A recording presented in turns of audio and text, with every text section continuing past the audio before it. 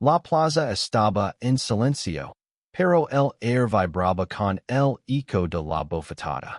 Mateo sintió el ardor en su mejilla, el calor subiendo por la piel mientras los soldados, alineados como estatuas, evitaban mirarlo.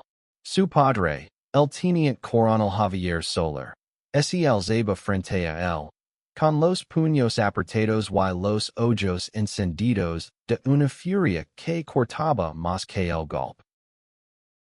Mateo no retrocedió.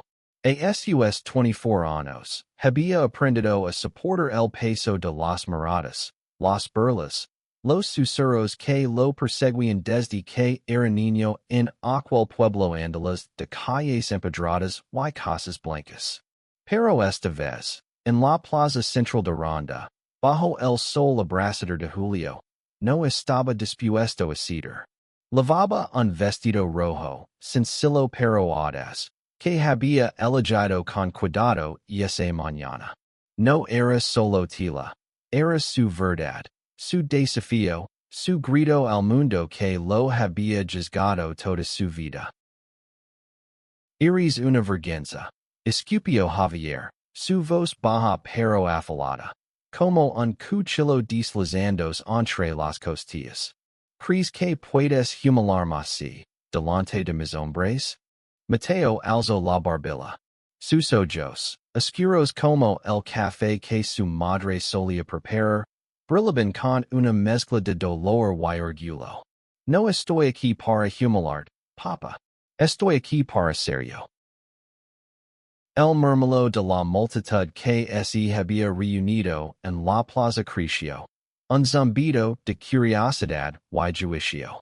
Ronda no era un lugar donde las cosas nuevas se aceptaran con facilidad. Las tradiciones pesaban como las campanas de la iglesia que resonaban cada domingo.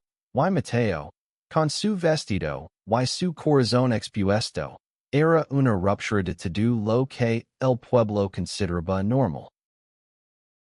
Desde el borde de la plaza, Lucia lo observaba.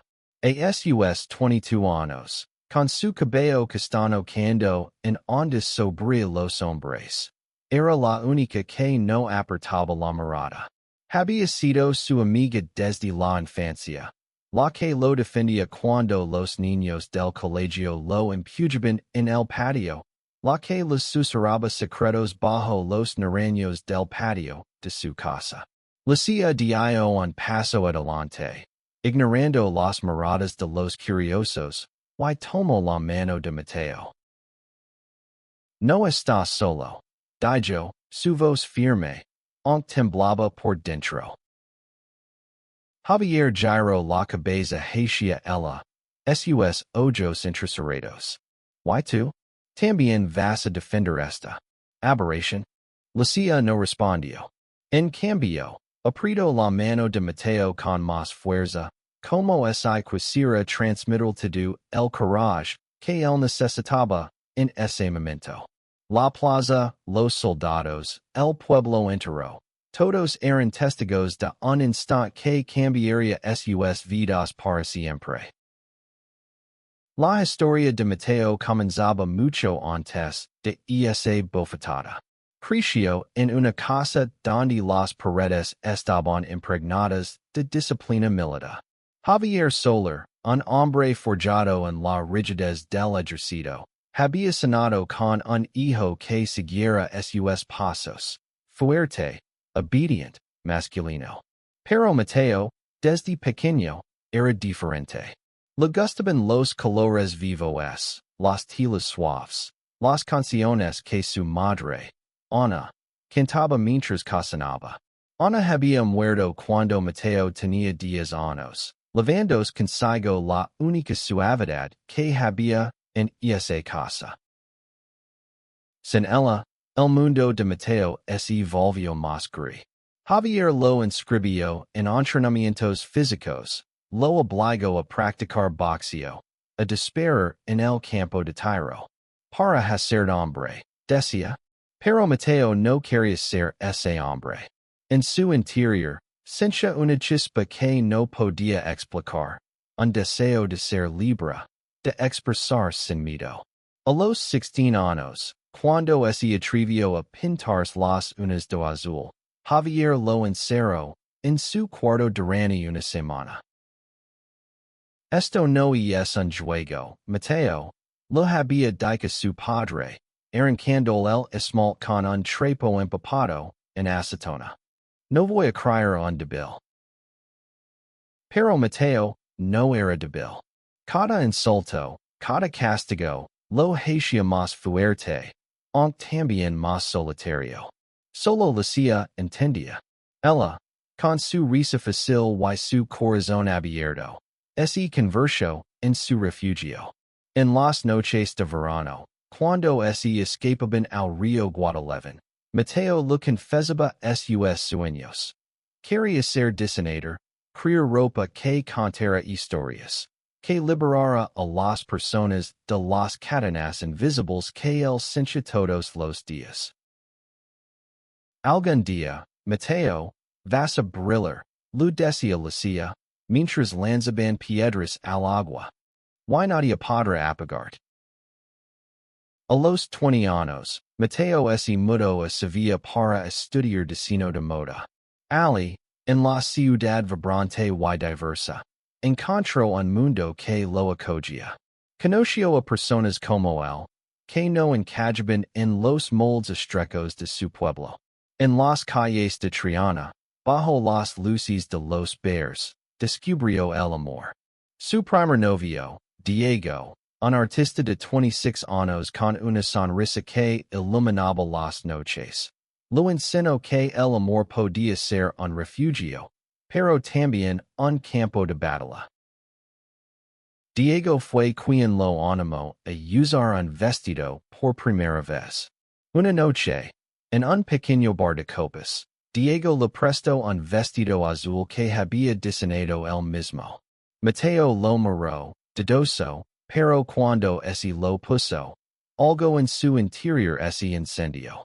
Por primera vez, sintió que su cuerpo y su alma estaban alineados. Estás radiant, le dijo Diego, besándolo bajo las luces parpadeantes del bar. Pero el amor, como todo lo bueno en la vida de Mateo, no duró. Diego se marchó a Madrid, persiguiendo una oportunidad en una galería de arte, y Mateo volvió a Ronda para enfrentarse a su padre. Javier había oído rumores, susurros de los vecinos sobre el hijo raro, que ahora vivía en Sevilla. Cuando Mateo regresó al pueblo para las fiestas de verano, Javier lo confrontó. No vas a avergonzar más, le dijo, su voz temblando de rabia. Si sigues con esto, no eres mi hijo. Mateo no respondió. Pero esa noche, mientras miraba el vestido rojo que había diseñado en la escuela, tomó una decisión. No había esconderse más. La bofetada en la plaza no fue el final, sino el comienzo. Después de ese día, Mateo se convirtió en un símbolo para algunos y en un escándalo para otros. Los rumores corrían como el viento por las calles de Ronda.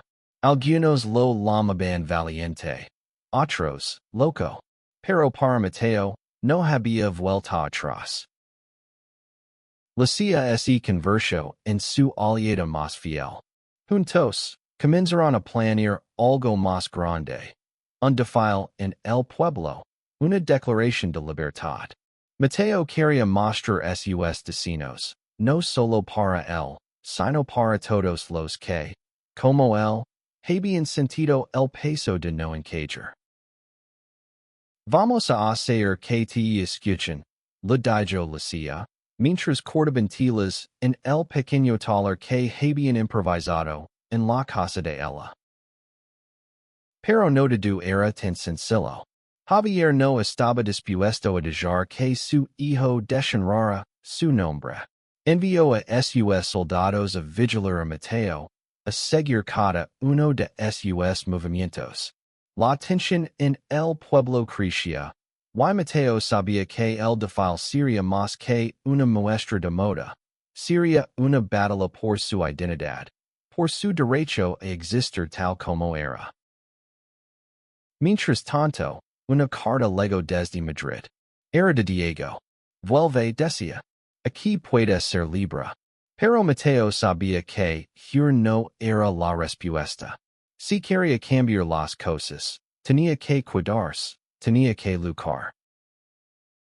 Y así, con el vestido rojo como estandarte, Mateo se preparó para el día que cambiaría todo. El sol se ponía sobre ronda, teniendo las calles de un naranja cálido que parecía suavizar incluso los corazones más duros.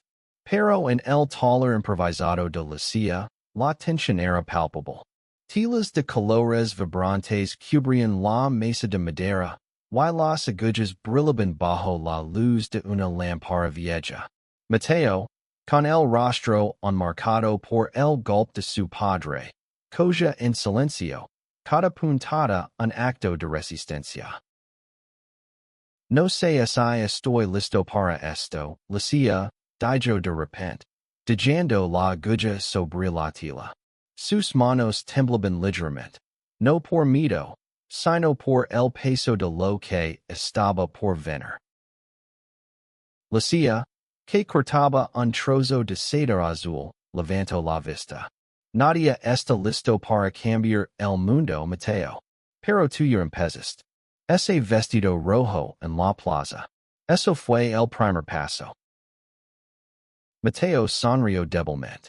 Recordaba la sensación del vestido ondeando contra sus piernas, la mezcla de terror y libertad que lo había envuelto en la plaza.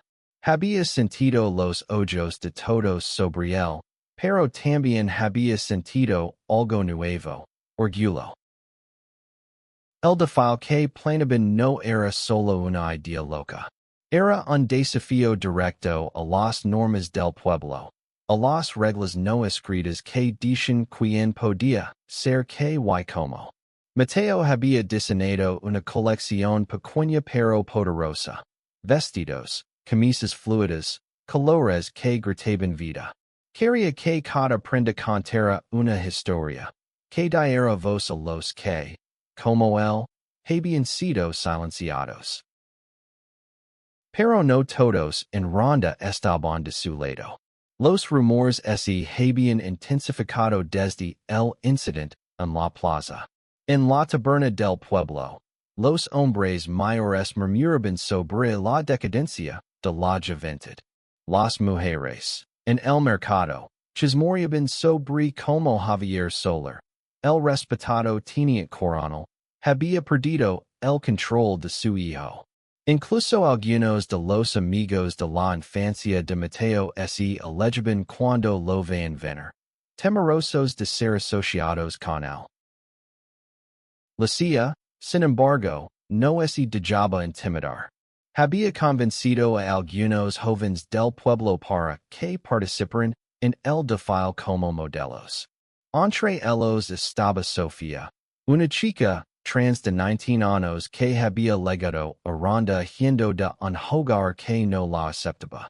Sofía, con su cabello negro corto y su sonrisa tímida, se había convertido en una aliada inesperada. Nunca he usado algo así, dijo Sofía, probándose un vestido verde esmeralda que Mateo había diseñado para ella. Sus ojos brillaban mientras se miraba en el espejo roto del taller. Me hace sentir poderosa.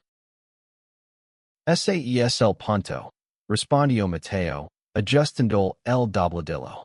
No se trata solo de la ropa. Se trata de quién eres cuando la leves. Mientras trabajaban, la puerta del taller se abrió de golpe. Era Javier. Su uniforme militar estaba impecable, pero su rostro estaba rojo de furia. Los soldados que los seguían se quedaron en la entrada, como sombras silenciosas. ¿Qué es esto? Preguntó Javier, Senalando las telas y los maniquís. Un circo? ¿Crees que voy a permitir que hagas esta farsa en mi pueblo? Mateo se puso de pie, enfrentando a su padre. No es tu pueblo, papa. Y es el mío también. Y el de Lucia, y el de Sofía. Tenemos derecho a existir aquí. Javier dio un paso adelante. Su presencia imponente llenando la habitación. Eres mi hijo. Todavía puedo detener esto. Puedo hacer que te encierren, que te envíen lejos. Lucia se interpuso entre ellos, sus ojos encendidos. No te atrevas a tocarlo, Javier. Ya lo has hecho suficiente daño. Por un momento, el silencio fue ensordecido. Javier miró a Lucia, luego a Mateo, y finalmente a Sofía, que sostenía el vestido verde como si fuera un escudo. Algo en su expresión cambió, una grita en su armadura de hierro. Pero no dijo nada. Giró sobre sus talones y salió, seguido por los soldados. Esto no ha terminado, dijo antes de cerrar la puerta. Esa noche, Mateo no pudo dormir. Se sentó en el tejado de la casa de Lucia, mirando las luces del pueblo que parpadeaban como estrellas quedas. Pensó en su madre, en cómo ella solía cantar canciones de cuna cuando era niño. Ana había sido la única que lo entendía, la única que no intentaba cambiarlo. Si estuviera viva, ¿qué diría ahora? Lucia se unió a él, trayendo una manta para cubrirlos a ambos. Estás pensando demasiado otra vez, dijo, apoyando la cabeza en su hombro. ¿Why es I to do esto sal mal? Preguntó Mateo. ¿Why es I el de familia es un desastre? ¿Why es I mi padre? ¿Hace algo peor? Lucia tomó su mano. Entonces lo enfrentaremos juntos. Pero no vas a rendir, Mateo. No después de todo lo que has pasado. Mateo asintió, aunque la duda seguía royendo su corazón. Sabía que el difícil no solo era por él. Era por Sofía, por los chicos y chicas del pueblo que escondían quienes eran, por todos los que alguna vez habían sentido que no encajaban. Pero también sabía que su padre no se rendiría fácilmente. Al día siguiente, el taller estaba más lleno que nunca.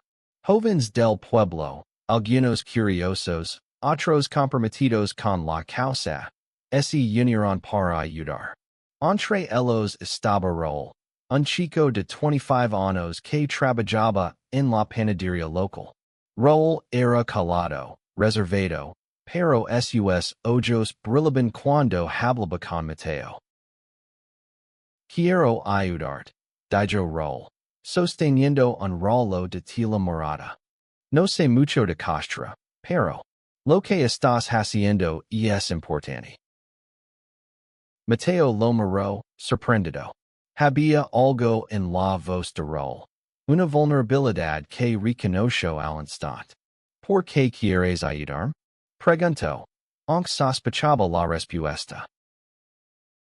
Raúl bajó la mirada. Sus mejillas sonrojándose. Porque yo también sé lo que es esconderse. Ese fue el momento en que Mateo supo que no estaba solo.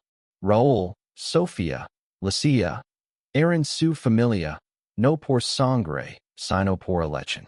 Juntos, terminaron los últimos destinos, planearon la logística del difícil y ensayaron bajo la mirada curiosa de los vecinos. Pero las cosas se complicaron rápidamente. Una noche, alguien rompió las ventanas del taller. Las telas fueron destrozadas, los maniquís volcados. En la pared, con pintura negra, alguien había escrito, pecadores. Mateo sintió que el suelo se desmoronaba bajo sus pies. Lucia, sin embargo, no se dejó intimidar. Esto no nos va a detener, dijo, recogiendo los trazos de tela rota. Vamos a coser cada pedazo, y el defile será más grande de lo que imaginaron. Con la ayuda de Raúl y Sofía, reconstruyeron el taller. Pero la amenaza de Javier seguía presente, como una nube oscura sobre sus cabezas. Mateo sabía que su padre estaba planeando algo, y que el día del defile sería el enfrentamiento final. Mientras cogía un nuevo vestido, uno que había diseñado para sí mismo, Mateo pensó en Diego. La carta seguía guardada en su escritorio, una tentación constante. Madrid parecía tan lejos, un lugar donde podría empezar de nuevo. Pero también sabía que, esa huya, nunca se perdonaría. El defile estaba a solo una semana. Ronda nunca había visto nada igual, y Mateo estaba decidido a hacer que el mundo escuchara su voz. El air de Ronda olía a jasmine y tensión. A medida que se acercaba el día del defile, el pueblo parecía dividido en dos. Los que apoyaban a Mateo, aunque fuera en susurros, y los que lo condenaban con miradas y palabras afiladas. El taller de Lucia se había convertido en un refugio, un lugar donde los colores de las telas desafiaban el gris de la intolerancia. Mateo trabajaba sin descanso. Cada puntada en los vestidos, cada ajuste en las camisas, era una forma de canalizar su miedo y su esperanza. Había diseñado una pieza especial para el defile, un vestido blanco con detalles dorados, que simbolizaba pureza y renacimiento. Quería lavarlo él mismo, como un faro en medio de la tormenta que se avecinaba. Raúl se había convertido en una presencia constante. Sus manos, acostumbradas a amasar pan, aprendían rápidamente a manjar las agullas. Pero más allá de su ayuda en el taller, había algo en su forma de mirar a Mateo, una mezcla de admiración y algo más profundo, que hacía que el corazón de Mateo latiera más rápido. ¿Por qué no modelas tú también? Lo preguntó Mateo una tarde, mientras Raúl lo pasaba un carrito de hilo. Raúl se rió, nervioso. No soy como tú. No tengo. Esa Valencia. No se trata de Valencia, respondió Mateo, mirándolo a los ojos. Se trata de ser tú mismo, aunque sea solo por un momento. Raúl no respondió, pero sus mejillas se sonrojaron. Mateo no insistió, pero plantó la semilla. Sabía que Raúl, como él, había pasado años escondiendo una parte de sí mismo. Mientras tanto, Lucia y Sofía se encargaban de la logística. Habían convencido al ayuntamiento para que les permitiera usar la plaza principal para el defile, aunque no sin resistencia. Algunos concejales, influidos por las quejas de los más conservadores, intentaron cancelarlo, pero Lucia, con su carisma y determinación, los convenció. No es solo un defile. Les dijo en la reunión del ayuntamiento. Es una celebración de la libertad, de la identidad. Si ronda quiere ser un pueblo del siglo XVI. Tiene que aceptar a todos sus hijos. Las palabras de Lucia resonaron en los titulares locales. Algunos periódicos hablaron de un acto de rebeldía, otros de una provocación. Pero el revuelo solo atrajo más atención. Gente de Sevilla, Málaga e incluso Madrid comenzó a interesarse. Blogueros, activistas y curiosos permitieron asistir. Lo que había comenzado como un sueño de Mateo se estaba convirtiendo en algo mucho más grande. Pero no todo eran buenas noticias.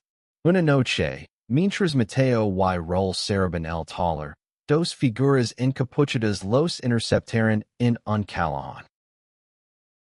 Vita ronda, maricón, dijo uno de ellos, su voz áspera y cargada de odio. Antes de que Mateo pudiera responder, el otro le dio un empujón que lo hizo caer contra la pared.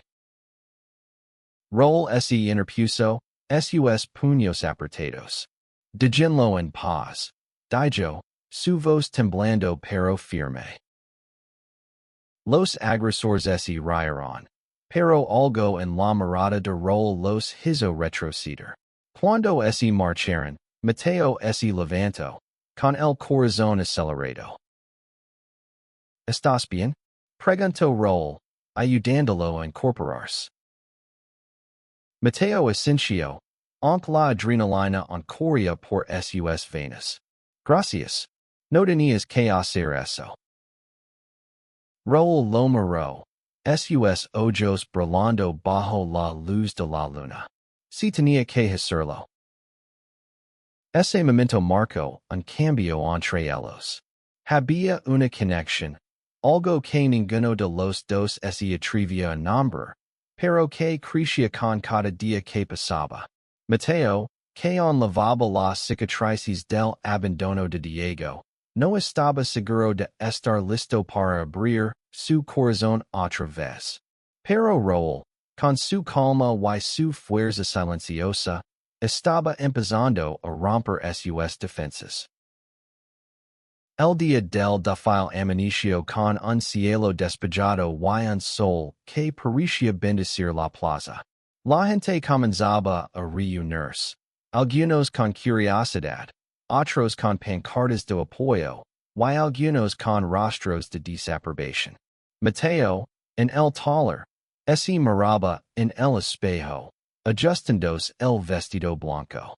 Era su creación más importante, una declaración de quién era y de quién quería ser. Lucía entró, con una sonrisa que ocultaba su nerviosismo. La plaza está llena, Mateo. Hay más gente de la que esperaba. ¿Y mi padre? Preguntó Mateo, su voz baja. Lucía dudó. Estoy aquí, con sus soldados. Pero no te preocupes, no voy a arruinar esto. Mateo no estaba tan seguro. Sabía que Javier no se rendiría tan fácilmente. Había oído rumores de que su padre había hablado con el ayuntamiento, intentando revocar el permiso del défile. Pero hasta ahora, no había tenido éxito. Sofía entró al taller, radiante en su vestido verde. Mateo, esto es increíble. Hay gente de fuera, activistas, periodistas. Esto va a ser histórico. Mateo sonrió, aunque su corazón latía con fuerza. No era solo el miedo a su padre o a los detractors. Era la responsabilidad de llevar este momento, de ser la voz de tantos que no podían hablar. Roll apareció en la puerta, vestido con una camisa fluida de color púrpura que Mateo había diseñado para él. Por primera vez, parecía relajado, como si hubiera dejado caer una carga que llevaba años sosteniendo. Estás increíble, dijo Mateo, sin poder evitar sonreír. Tú también, respondió Roll. Y por un momento, el mundo se redujo a los dos. El sonido de la música comenzó a llenar la plaza. Era hora. Mateo respiró hondo, tomó la mano de Lucía y salió al encuentro de su destino. La plaza estaba abarrotada. Los colores de los vestidos y las camisas brillaban bajo el sol, y la música, una mezcla de flamenco moderno y pop, hacía vibrar el aire. Los modelos, chicos y chicas de todas las edades, comenzaron a desfilar, cada uno llevando una creación de Mateo. Sofía abrió el défile, su vestido verde ondeando como un estandarte. La multitud aplaudió, algunos con entusiasmo, otros con reservas. Mateo Cerro el Dafile, caminando con el vestido blanco. Cada paso era un desafío, cada mirada un acto de valencia. Vio a su padre entre la multitud, de pie junto a sus soldados, con el rostro impenetrable.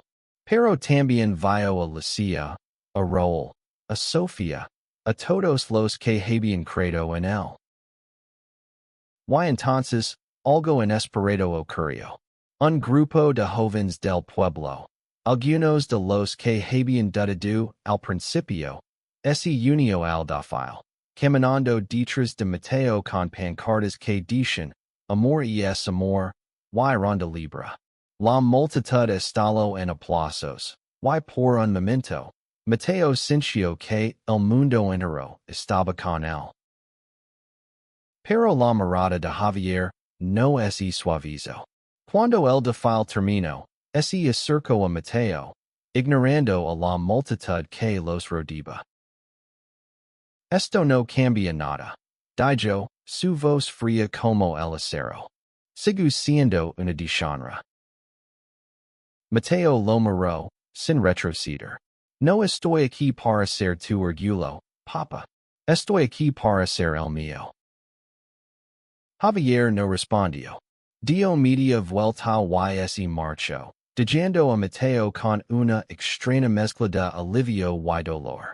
Sabía que la batalla con su padre estaba lejos de terminar, pero por primera vez, sintió que había ganado algo más importante, su libertad. El eco de los aplausos resonaba en la plaza cuando Mateo se retiró al taller, con el vestido blanco pegado a su piel por el sudor y la emoción. Había sido un triunfo, pero también un desafío abierto. Los titulares de los periódicos locales ya hablaban del dafile que sacudió ronda, y las redes sociales hervían con fotos y videos de Mateo caminando con orgullo. Pero él sabía que la verdadera batalla no era con el pueblo, sino con el hombre que lo había creado. Esa noche, mientras celebraban en casa de Lucia, el ambiente era una mezcla de euforia y cautela. Sofía Rea, cantando como un periodista de Sevilla le había pedido una entrevista. Raúl, más calado, servía vino en vasos de cristal barato, pero sus ojos no se apartaban de Mateo. Lucia, como siempre, era el alma de la fiesta, brindando por un mundo donde todos pueden ser libres. Pero la alegría se interrumpió cuando alguien llamó a la puerta con fuerza. Era uno de los soldados de Javier, un joven de rostros serios que no parecía cómodo con su misión. El teniente coronel Cuervert, dijo, mirando a Mateo. Ahora.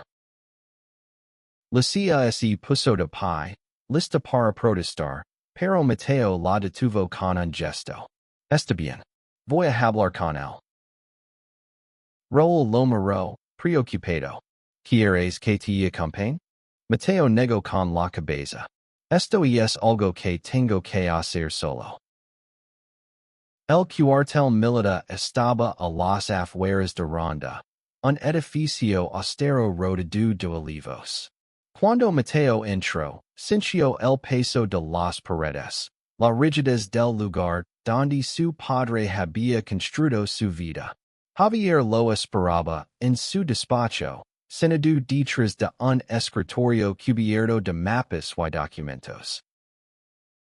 Siéntate, ordenó Javier, sin mirarlo. Mateo permaneció de pie. Prefiero quedarme así. Javier alzó la vista. Sus ojos duros como el granito. Lo que hiciste hoy fue una provocación. No solo a mí, sino a todo lo que este pueblo representa. ¿Y qué representa, papa? Respondió Mateo, su voz firme, aunque su corazón latía con fuerza. Intolerancia, miedo, ocultar quién somos para complacer a otros. Javier golpeó el escritorio con el puño. No me hagas pesar por el vilano. Todo lo que he hecho ha sido para protegerud, para dart una vida digna. Digna?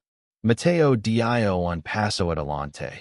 Suvos quebrandos, por la emoción. ¿Crees que es digno vivir escondido? ¿Crees que es digno que me odies por ser quien soy? Por un momento, Javier no respondió. Sus manos temblaban. Y Mateo vio algo que nunca había visto antes. Una grita en la armadura de su padre. Pero no duró. Javier se levantó, rodeando el escritorio hasta quedar frente a Mateo. No voy a permitir que sigas con esto, dijo. Si continúas, que te vais de ronda. No me importa lo que cueste. Mateo sintió un nudo en el pecho, pero no retrocedió. Puedes echarme, papa, pero no puedes cambiarme. Salió del despacho sin mirar atrás, con el corazón acelerado pero la cabeza en alto. Sabía que su padre no se rendiría, pero tampoco lo haría él. Los días siguientes fueron un torbellino. El desfile había atraído la atención de activistas de toda España. Y Mateo recibió invitaciones para mostrar sus destinos en Sevilla y Barcelona. Pero también llegaron las amenazas. Cartas anónimas, mensajes en las redes sociales, incluso una piedra erigida al taller con una nota que decía, "Vite o lo pagarás". Lucia insistió en denunciarlo a la policía, pero Mateo dudaba. Sabía que algunos de los oficiales eran leales a su padre, y temía que cualquier denuncia solo empeorara las cosas. En cambio, se concentró en lo que podía controlar: su arte, su mensaje, su verdad. Rol se convirtió en su ancla. Una noche, mientras trabajaban juntos en el taller, Rol confesó algo que Mateo no esperaba. Nunca he tenido el valor de decirlo en voz alta, dijo, mirando al suelo. Pero soy gay. Siempre lo he sido. Y verdad, en la plaza, con ese vestido. Me dio esperanza. Mateo lo miró, sorprendido pero conmovido. Rol, no tienes que esconderte. No aquí, no conmigo. Rol sonrió, una sonrisa tímida pero genuina. Tal vez algún día, pero por ahora, solo quiero ayudar a seguir adelante. Esa noche, mientras cogen bajo la luz tenue, sus manos se rozaron. Fue un momento pequeño, pero cargado de electricidad. Mateo sintió algo que no había sentido desde Diego, la posibilidad de amar de nuevo. Pero también sabía que no era el momento. No constolca cosas en juego. El pueblo, mientras tanto, seguía dividido. Algunos vecinos comenzaron a dejar flores y notas de apoyo en la puerta del taller. Otros, sin embargo, se organizaban para boicotear cualquier evento futuro. Javier, desde el cuartel, movía sus hilos. Mateo supo por un amigo que su padre había solicitado una orden para prohibir cualquier otro desfile, alegando alteración del orden público. Lucia, siempre la luchadora, no se rindió. Organizó reuniones con los activistas que habían llegado de fuera, planeando una marcha pacífica para apoyar la causa. Sofía, que había encontrado una nueva confianza tras el desfile, se convirtió en la voz de los más jóvenes, hablando en las redes sociales sobre su experiencia como mujer trans en un pueblo pequeño. Pero la prisión estaba tomando su peach. Una noche, Mateo se derrumbó. Estaba solo en el taller, rodeado de telas y bocitos, cuando las lágrimas comenzaron a caer. Todo parecía demasiado: el odio, las amenazas, la distancia con su padre. Se preguntó si valía la pena. Lucia lo encontró así. Senadu en el suelo con el vestido blanco en las manos. Mateo, no estás solo en esto. Dijo, dillandos a su lado. Lo que estás haciendo está cambiando vidas. La mía, la de Sofía, la de Raúl. Incluso la de gente que aún no conoces. Mateo la miró, con los ojos llenos de lágrimas. ¿Y no es sufficient? ¿Y mi padre gana? No voy a ganar. Respondió Lucia, con una determinación que cortaba el aire. Porque tuya estás ganando. Cada vez que te pones ese vestido, cada vez que hablas, cada vez que crees, estás ganando. Esas palabras le dieron a Mateo la fuerza para seguir. Al día siguiente, anunció un nuevo evento, una exposición de sus destinos en la plaza, acompañada de charlas sobre identidad y aceptación. Era un riesgo enorme, pero Mateo estaba cansado de tener miedo. La noche antes de la exposición, Raúl lo sorprendió con un regalo, una bufanda de lana que había tejido el mismo, pero lina de carino. Es para que te abrigue, dijo Raúl, sonriéndose. Pase lo que pase mañana. Mateo la tomó, sintiendo el calor de las manos de Raúl en la tela. Gracias, susurró, y por un momento. Ese permitió imaginar un futuro donde no tuviera que luchar tanto para ser amado. La plaza de ronda amaneció cubierta de pancartas y flores. La exposición de Mateo no era solo una muestra de moda, era un grito de resistencia. Un espacio donde las voces marginadas podían sonar con fuerza. Los maniquíes, vestidos con las creaciones de Mateo, estaban alineados bajo los naranjos, y una pequeña tarima acogía a oradores que hablaban de amor, identidad y libertad. Mateo, vestido con una camisa fluida de color dorado, caminaba entre la multitud, saludando a los visitantes que habían llegado de todas partes. Había activistas de Madrid, diseñadores de Barcelona, incluso un grupo de estudiantes de Granada que habían viajado solo para apoyarlo. Pero también estaban los detractors, un grupo pequeño pero ruidoso que se mantenía al borde de la plaza, sosteniendo carteles con mensajes de odio. Lucia y Sofía se encargaban de mantener el orden, asegurándose de que nadie interrumpiera las charlas. Raúl, por su parte, ayudaba a organizar a los voluntarios, pero no podía evitar mirar a Mateo cada pocos minutos, como si temiera que desapareciera. La tensión creció cuando Javier apareció. No estaba solo, lo acompañaban varios soldados, todos con rostros seriosos. La multitud se quedó en silencio, y Mateo sintió un escalofrío recorrer su espalda.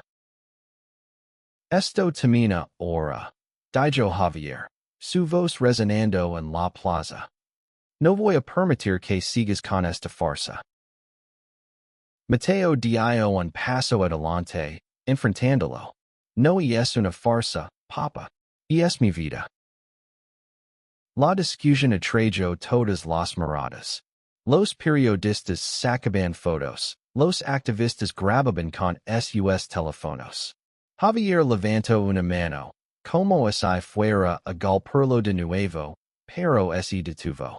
Algo en la mirada de Mateo, en su postura firme, lo hizo dudar. No puedes detenerme, dijo Mateo, su voz clara y fuerte. No voy a esconder más.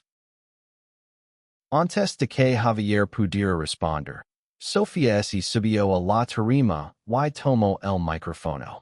Yo soy Sofía, y este pueblo intento hacerme invisible, dijo, su voz temblando pero poderosa. Pero hoy estoy aquí, gracias a Mateo, Gracias a todos los que están luchando por un mundo donde no tengamos que tener miedo. La multitud aplaudió, y otros comenzaron a hablar, compartiendo sus historias. Una madre habló de su hijo gay, que se había ido de ronda por el rechazo. Un chico joven confesó que había intentado quitarse la vida por no ser aceptado.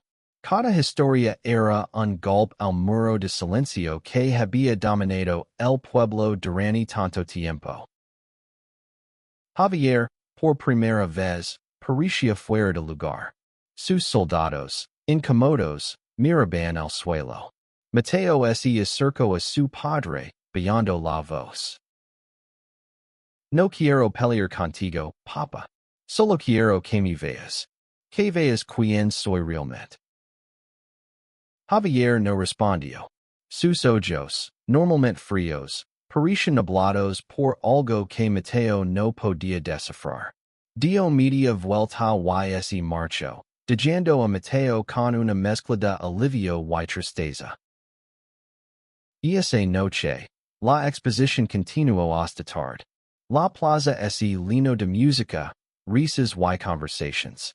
Mateo, agotado pero feliz, se sentó bajo un naranjo, mirando a la gente que bailaba y celebraba. Raúl se acercó, ofreciendo un vaso de sangría. Hoy fue increíble, dijo Raúl, sentándose a su lado. ¿Cambiaste algo, Mateo? Lo sentí. Mateo sonrió. Ante la sombra de su padre aún pasaba en su corazón. No sé si fue suficiente. Raúl tomó su mano, un gesto valiente para alguien que había pasado años escondiendo su verdad. Fue más que suficiente. Me hiciste querer ser valiente también. Mateo lo miró, y por un momento, el mundo se detuvo. Había algo en los ojos de Raúl, una calidez que lo hacía sentir seguro. Sin pensarlo, se inclinó y lo besó. Fue un beso breve, pero lleno de promesas. Perdón, dijo Mateo, retrocediendo, avergonzado. No debí. No te disculpes, respondió Raúl, sonriendo. Quería que lo hicieras. La conexión entre ellos era innegable, pero también frágil. Mateo sabía que aún no estaba listo para un nuevo amor. No constolca heridas abiertas. Pero la presencia de Raúl le daba esperanza, una luz al final del túnel. Mientras tanto, Lucia y Sofía planeaban el próximo paso. Querían llevar la exposición a otras ciudades, convertirla en un movimiento que inspirara a otros pueblos pequeños. Pero también sabían que el peligro no había desaparecido. Las amenazas seguían llegando, y la influencia de Javier en el pueblo era aún fuerte. Una noche, mientras Mateo cerraba el taller, encontró una carta en la puerta. No estaba firmada, pero reconoció la letra de su padre. No puedo aceptar, pero no quiero perderte, decía. Era lo más cercano a una disculpa que Javier había ofrecido nunca. Mateo guardó la carta, sin saber cómo responder. Parte él quería creer que su padre podía cambiar, pero otra parte sabía que el camino sería largo. Los días siguientes fueron un torbellino de emociones. La exposición se convirtió en un éxito, y Mateo recibió una oferta para trabajar con un diseñador en Barcelona. Era una oportunidad para empezar de nuevo, para dejar atrás el peso de ronda. Pero también significaba dejar a Lucia, a Sofía, a Raúl. No sé qué hacer. Lo confieso a Lucia una noche, mientras tomaban café en su casa. Haz lo que te haga feliz, respondió ella. Pero recuerda que, vayas donde vayas, levas a ronda contigo. Y nosotros también. Mateo sabía que tenía que tomar una decisión. Barcelona ofreció libertad, pero Ronda era su hogar, el lugar donde había luchado por ser el mismo. Y luego estaba Raúl. Su presencia le recordaba que el amor podía ser un refugio, incluso en medio de la tormenta. La noche antes de dar su respuesta al diseñador, Mateo se sentó en el tejado, mirando las estrellas. Pensó en su madre, en su padre, en todos los que lo habían apoyado, y en los que lo habían rechazado. Y entonces, tomó una decisión que cambiaría todo. Mateo decidió quedarse en Ronda. La oferta de Barcelona era tentadora, pero su corazón estaba atado a las calles empedradas, a los naranjos, a las personas que lo habían acompañado en su lucha. Quería seguir cambiando su pueblo, demostrar que la aceptación podía florecer, incluso en los lugares más arraigados en la tradición. La decisión no fue fácil. Cada día traía nuevos desafíos, miradas de desaprobación, susurros en el mercado, incluso un intento de boicot cuando anunció una segunda exposición. Pero también había señales de cambio. Más jóvenes del pueblo se unían a su causa, y algunos vecinos, antes silenciosos, comenzaron a hablar en su defensa. Raúl se convirtió en una presencia constante.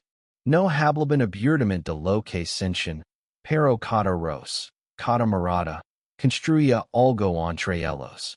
Una tarde, mientras trabajaban en un nuevo destino, Raúl le confesó algo más. Nunca pensé que podría ser yo mismo aquí. Dijo, sosteniendo una tela azul que brillaba bajo la luz. Pero tú me estás enseñando que es posible. Mateo sonrió, sintiendo una calidez que no había sentido en mucho tiempo.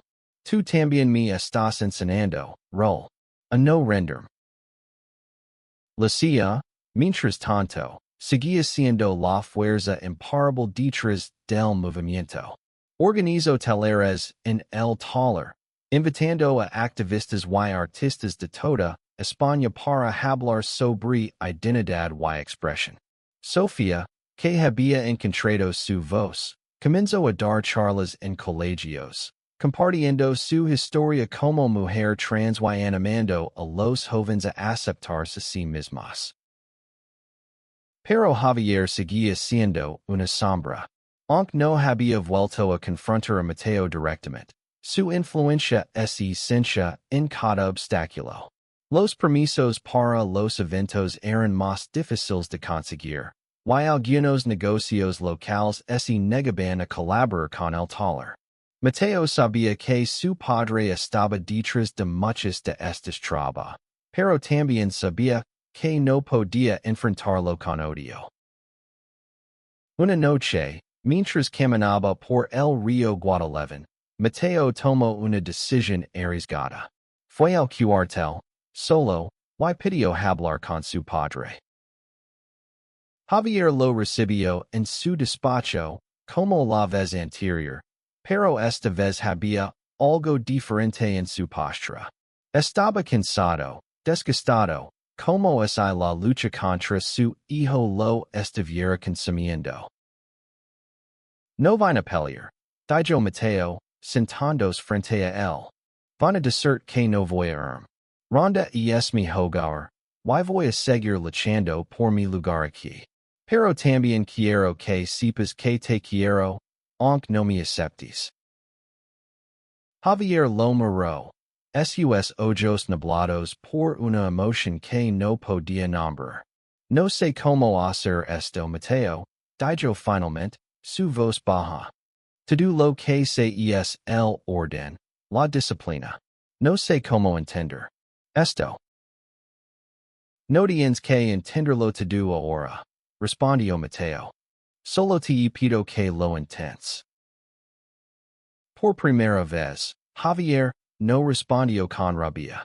Asintió, Apenas un gesto, pero para Mateo fue suficiente.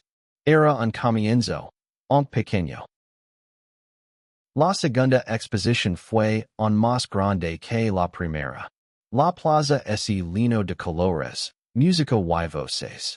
Mateo diseñó una nueva colección, esta vez inspirada en las historias de las personas que lo rodeaban. Un vestido para Sofía, que representaba su fuerza. Una camisa para Raúl, que simbolizaba su valencia silenciosa. Y una chaqueta para Lucia, que capturaba su espíritu indomable. El evento atrajo a cientos de personas, no solo de Ronda, sino de toda Andalucía. Los medios nacionales cubrieron la historia. Y Mateo se convirtió en un símbolo de resistencia para muchos. Pero también sabía que el cambio en Ronda sería lento. Cada paso adelante venía con un retroceso, cada victoria con un nuevo desafío. Una noche, después de la exposición, Raúl lo llevó al río. Bajo la luz de la luna, le confesó algo que había guardado durante semanas. Te quiero, Mateo, dijo, su voz temblando. No sé si es el momento, no sé si estás listo, pero necesitaba decírtelo. Mateo sintió que su corazón se detenía. Había temido este momento, no porque no sintiera lo mismo, sino porque tenía miedo de volver a ser herido. Pero mirando a Raúl, con el río brillando a sus pies, supo que no podía seguir huyendo del amor. También te quiero, respondió, y esta vez, cuando se besaron, no hubo dudas, solo la certeza de que estaban juntos en esto. La relación con Raúl creció lentamente, construida sobre pequeños momentos, tardes cociendo, noches hablando bajo las estrellas, risas compartidas en el taller. No era perfecta, pero era real, y para Mateo, eso era suficiente. Mientras tanto, Javier comenzó a cambiar, aunque fuera a su manera. No asistió a la exposición, pero envió una carta a Mateo, una simple nota que decía, estoy intentando. Era poco, pero para Mateo, era un mundo. El pueblo, poco a poco, comenzó a abrirse. Los teleres de la ciudad atrajeron a más personas, y algunos de los detractores iniciales comenzaron a escuchar. No era una victoria completa, pero era un comienzo. Mateo sabía que el camino hacia la aceptación sería largo, pero por primera vez, sentía que no estaba solo. Con Raúl a su lado, Lucia y Sofía como su familia elegida, y un pueblo que empezaba a cambiar, Mateo se permitió soñar con un futuro donde pudiera ser el mismo sin miedo. Un año después, Ronda ya no era el mismo pueblo. Las calles, antes silenciosas ante la diferencia, ahora vibraban con una nueva energía. El taller de Mateo se había convertido en un centro comunitario, un lugar donde jóvenes y mayores se reunían para creer, hablar y sanar. Los desfiles y exposiciones se habían vuelto un evento anual, atrayendo a visitantes de toda España y más allá. Mateo, ahora de 25 años, había encontrado su lugar. Sus destinos se vendían en pequeñas boutiques de Sevilla y Málaga, y su nombre comenzaba a sonar en el mundo de la moda. Pero lo que más lo llenaba de orgullo no eran los titulares, sino las cartas que recibía de jóvenes que le decían que su historia los había inspirado a aceptarse a sí mismos. Raúl y Mateo habían construido una relación sólida, basada en la confianza y el respeto. No era un cuento de hadas. Había días difíciles, discusiones, miedos, pero cada desafío los hacía más fuertes. Una noche, Mientras caminaban por el puente nuevo de Ronda, roll le dio un anillo sencillo de plata. No es una propuesta, dijo, sonriendo timidamente. Es una promesa. De estar contigo, pase lo que pase. Mateo tomó el anillo, con lágrimas en los ojos.